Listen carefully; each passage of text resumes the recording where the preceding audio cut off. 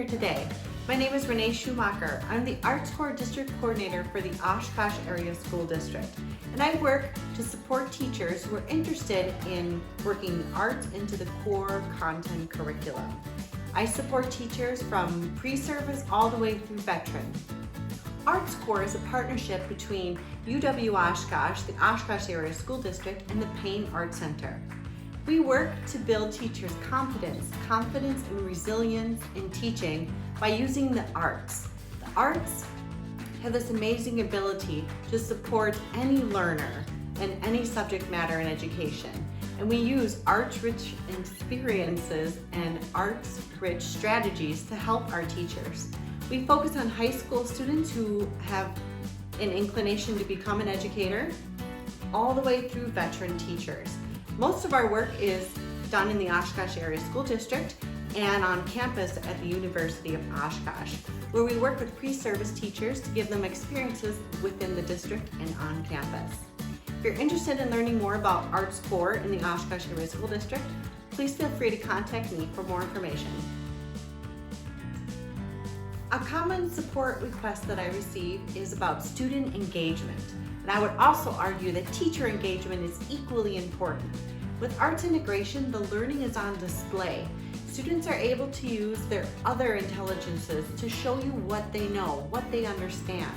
And it's usually interactive, visually or even audibly, so that you can see the learning, they can see their classmates learning. This is active and engaging for students and teachers. To help get you off on the right foot for arts integration, I'm going to go over 5 arts integration strategies that are all about engagement. And these can be used no matter what content you teach or grade level you teach. Before we get into those strategies, let's go over what arts integration is. Arts integration is an approach to teaching in which students construct and demonstrate their understanding through an art form. Students engage in a creative process which connects an art form and another subject area and meets evolving objectives in both. For a full-fledged arts integration lesson plan, you would have an art standard and a content standard that were equally taught and assessed. Using arts integration strategies is a great way to introduce yourself and your students to arts integration in the classroom, whether you're an arts teacher or core content teacher. The 5 strategies that I will cover here are Tableau, Operafy, Draw to Write, Museum Walk, and Object Game. These 5 strategies will incorporate visual arts or drama and literacy. Great for any content. If you teach younger grades or high school, just adapt the story that is used in each example so it best fits your students. Let's begin with Tableau.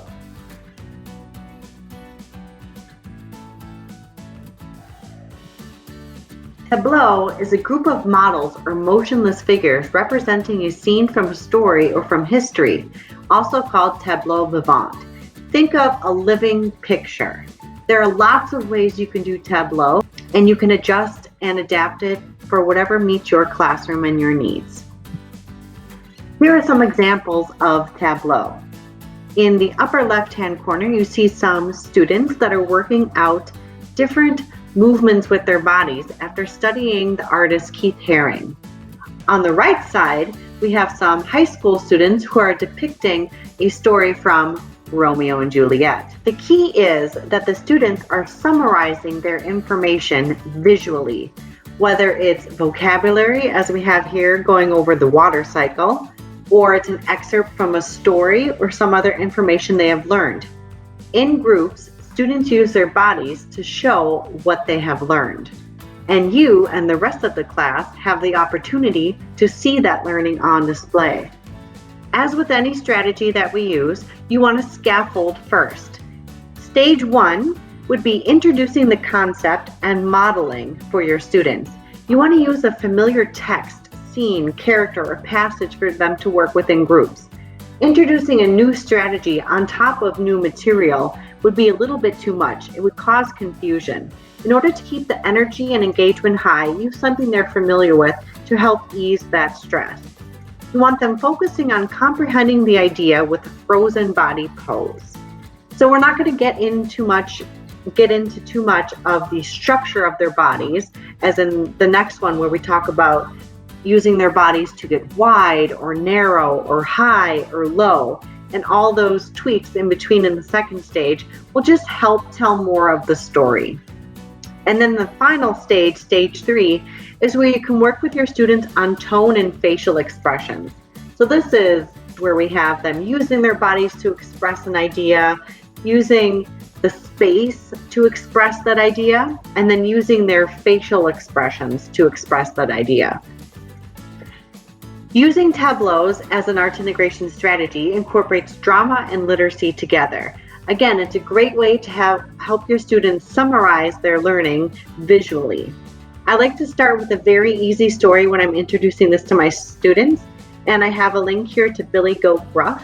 In the story, Billy Goat Gruff, there are 3 goats. One is small, one is medium, and one is big. And the story is about them trying to traverse this bridge with a mean troll beneath it who wants to eat them. Each goat, starting with the smallest, successfully tricks the troll into waiting for the next bigger goat until finally the big Billy Goat has to cross and ends up ramming into the troll to escape. Using this story with your students, you could have them each embody one of the characters. How would the small Billy Goat stand? How would the middle Billy Goat stand? How would the big Billy Goat stand? And how would the troll stand? So you can have them practice by making their bodies seem small or big, or even using their facial expressions if you want to try to incorporate stage 3 with a story that is this simple. As the students learn the technique, you'll be able to quickly assess their learning through Tableau and carry on with your lessons. You can establish a routine of get in your Tableau groups or join your color groups or 4 corners, whatever strategy you want to use to have students quickly get in groups. Use that, and Tableau will become a quick and easy way for you to do formative assessment or summative assessment and carry on. Next is Operafy.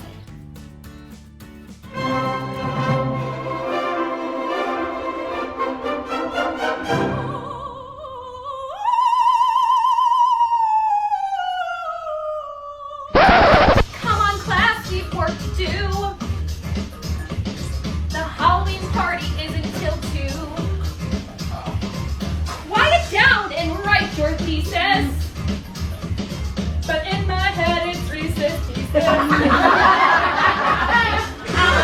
want candy.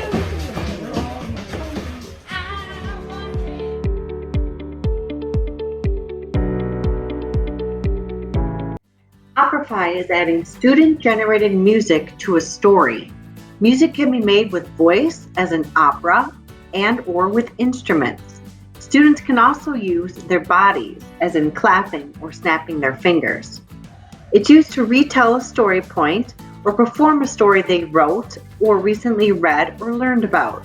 The Operafy slides also comes with a full 15-minute video on how to do the Operafy strategy in great detail, along with some examples.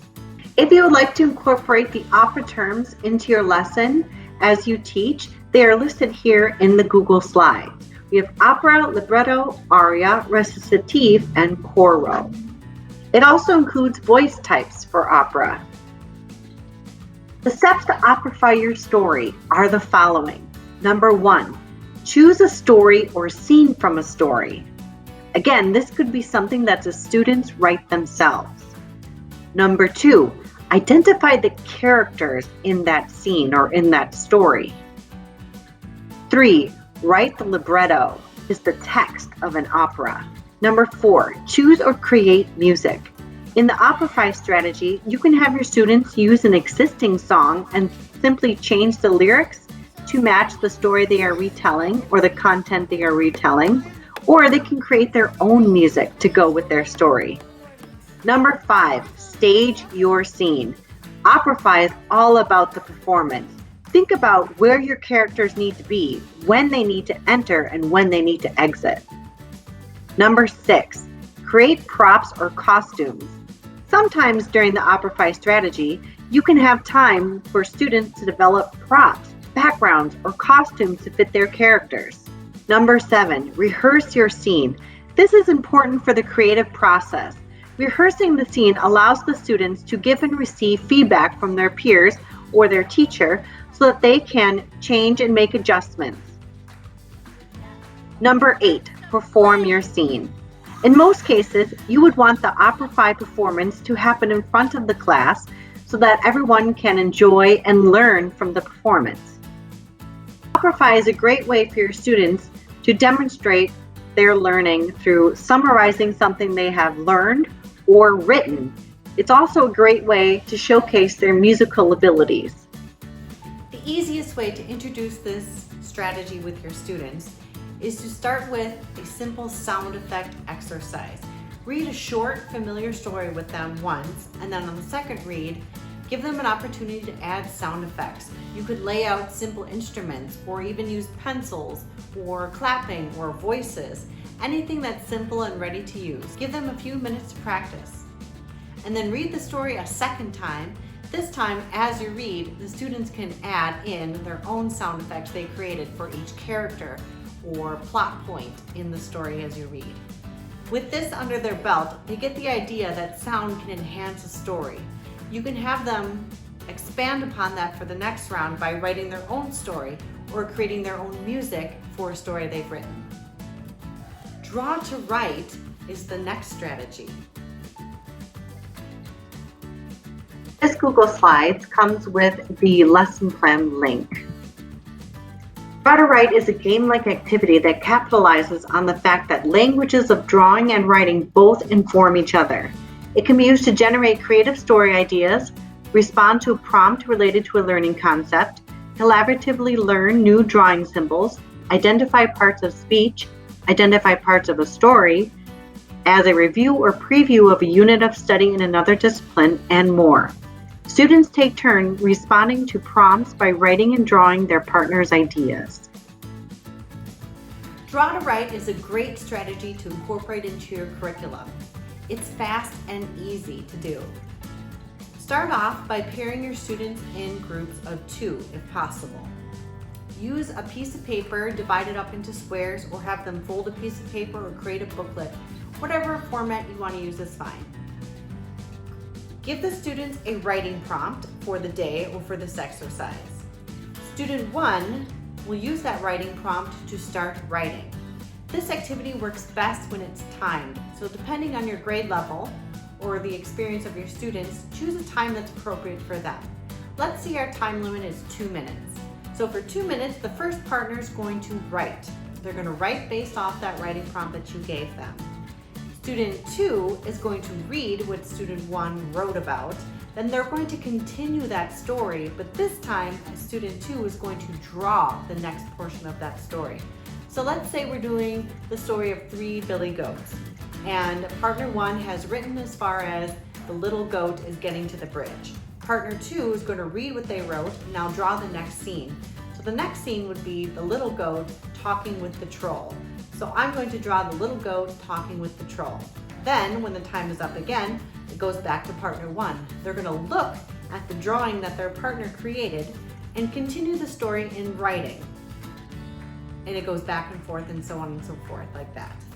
Very simple, very easy. Students get really engaged in the writing process, and you can expand this to have them drawing images for their story and illustrations as they go and develop their writing skills. Museum Walk, Literacy Engagement Through the Arts. This discussion technique allows students to be actively engaged as they walk throughout the classroom. They work together in small groups to share ideas and respond to meaningful questions, documents, images, problem-solving situations, or text. Museum Walk can be used in so many different ways. The easiest way is to have artifacts or images or resources laid out on tables, and then a long sheet of paper with prompts asking questions about the artifacts or the artwork or the image or the text excerpt that you have. Students work their way around the room adding to that prompt on the paper, or they could have individual clipboards where they could draw or write their answers. This also works really well online too. If you have a set of images or artifacts that you want your students to look at and evaluate, they can add what they know about that piece, what they want to know about that piece, and what they think about that piece. And finally, the object game, which can be quickly adapted into the prop game. The object game is a really fun way to get your students comfortable using ideas and artifacts to help them with their writing or their drama performances. I like to take a big bag of random objects like a toilet paper roll, a hat, a pencil, a hammer, a tape measure, whatever I can come up with. I put it in the middle of the room. And for the object game, you can have students divide up into 2 teams. Team 1 is against Team 2. It starts out with the first person in Team 1 looking at the object and picking it up, and they need to use it in a way that it's not supposed to be used. So this is a great way if you're reading a story that takes place in a certain time frame, or if you're teaching your students about a certain art technique that has specific tools. Students need to understand what the object is used for and how it's used in order to be silly and show how to not use it correctly. For example, I could pick up a Kleenex box if that was the object, and instead of going to blow my nose with a tissue, I would start to type on it like it was some huge calculator of some sort. Then Team 2 would have the opportunity to use the object in another way. This game could also evolve into the prop game. The prop game has a similar idea with getting students familiar with objects relating to a certain time frame or a certain technique or movement. This time in the prop game, they use the objects to have curated, and they develop a character around that prop. So if we are reading a book that takes place in a very specific time frame or a very specific region, I'm going to gather props that have to do with that time frame or region. Then my students will have the opportunity to see them, feel them, touch them, and understand them related to what they've been reading and learning about. Then they can create a character based on those objects. Thank you for joining me here today. I hope that you were able to take some strategies and ideas back to your classroom. Remember to practice these. The Google Slides will be available to you so you can review the information and go back and practice by yourself or with some friends before you bring it into your classroom. As with anything that we do with our students, make sure to have an open mind and create a safe environment for your students to practice this new skill.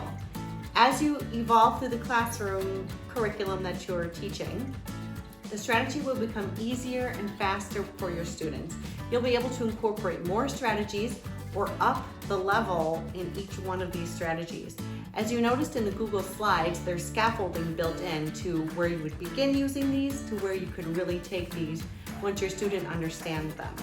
Have fun, stay engaged.